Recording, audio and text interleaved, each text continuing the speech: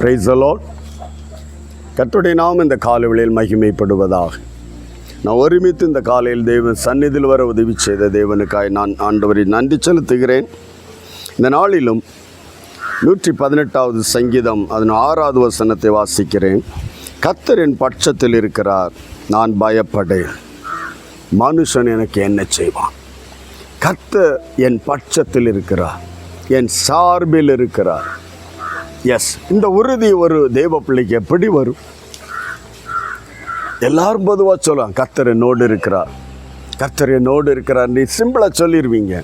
இந்த உறுதியோடு யார் இந்த வார்த்தையை தன்னுடைய நாவினால் அறிக்கையிட முடியும்? கர்த்தரின் பட்சத்தில் இருக்கிறார், ஆகவே மனுஷன் எனக்கு என்ன செய்வான்? கர்த்தரின் பட்சத்தில் இருக்கிறார். இந்த காலை வேளையில் ஆண்டவர் நீர் என் பட்சத்தில் இருந்தால், கிதியோன் கேட்குறான், தேவதூதன் சொன்ன உடனே கர்த்தர் பராக்கிரமசாலி, கர்த்தர் உன்னோடு இருக்கிறோன்னா, கர்த்தர் என்னோடு இருந்தால் இவைகளெல்லாம் ஏன் சம்பவிக்கிறது? எஸ், இந்த கால வேளையில் தேவன் நம் பட்சத்தில் இருந்தால் சத்துரு நமக்கு முன்பு ஜெயிப்பதில்லை, சத்துரு நம்மை மேற்கொள்ளுவதில்லை. தேவனம் பட்சத்தில் இருந்தால் மனுஷன் அல்லது உலகத்தின் ஆவிகள் எதுவும் மேற்கொள்ளுவதில்லை. இந்த காலவெளி இதை உறுதியாய் கர்த்தர் நம்மை பட்சத்தில் இருக்கத்தக்கதாய் நாம் பரிசுத்தமாய் நடக்க வேண்டும்.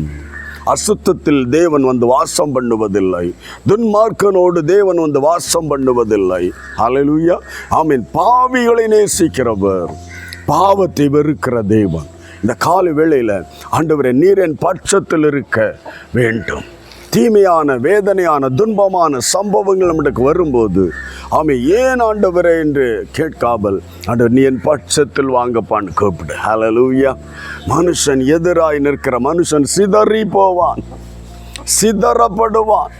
நமக்கு எதிராய் வருகிற ஆயுதங்கள் சிதறி போகும். கர்த்தர் மட்டும் நம் பட்சத்தில் இருந்தால், இந்த காலை வேளையில் ஆண்டவரே நீர் என் பட்சத்தில் இராதிருக்கிற துர்சுபாவங்கள் ரட்சிக்கப்பட்டிருப்போம், ஆவியின் அபிஷேகத்தை பெற்றிருப்போம், தேவ பலனை பெற்றிருப்போம். ஆனால் கனிகளற்ற ஜீவிதம்.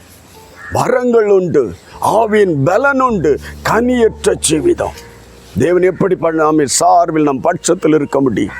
இந்த கால வேளையில் நம் பட்சத்தில் இருக்கத்தக்கதாய் நல்ல கனி கொடுக்கிற தெய்வ பிள்ளைகளாய், நற்கிரியைகளை செய்ய பிரயாசப்படுகிற ஒரு தெய்வ பிள்ளையாக இருப்போம். கர்த்தர் நம் பட்சத்தில் இருப்பார். மனுஷன் இந்த உலகமே எதிர்த்து நின்றாலும் ஒன்றும் உன்னை சேதப்படுத்துவதில்லை. ஹல்லேலூயா, பிரைஸ் தி லார்ட். ஆகவே கர்த்தருக்கு பிரியமாய் நடக்க பிரயாசப்படுவோம். கர்த்தர் நம் சார்பில் நம் பட்சத்தில் இருப்பார். ஜெபிக்கலாமா? அன்பு தகப்பனே, இந்த காலை வேளைக்காய் நன்றி.